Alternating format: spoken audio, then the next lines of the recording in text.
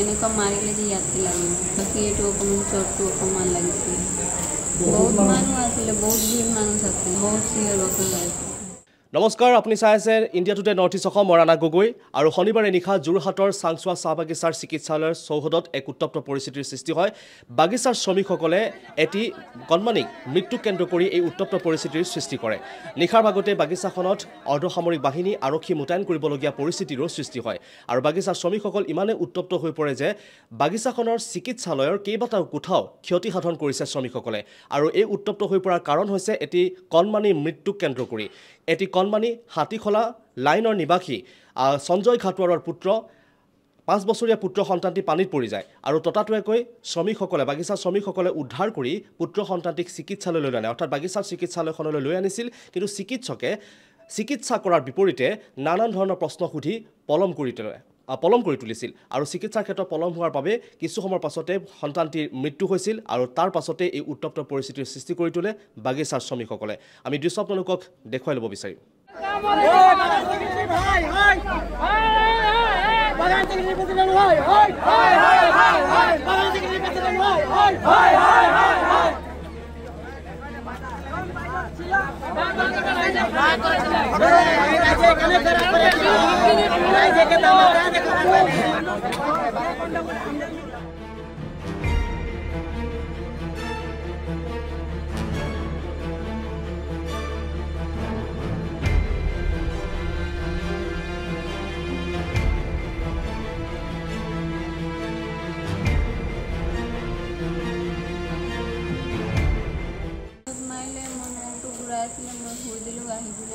এনেকুৱা মাৰিলে যে ইয়াতে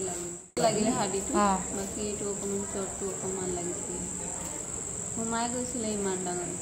গৈছিলে মই এনেকুৱা খিচি টানিলোঁ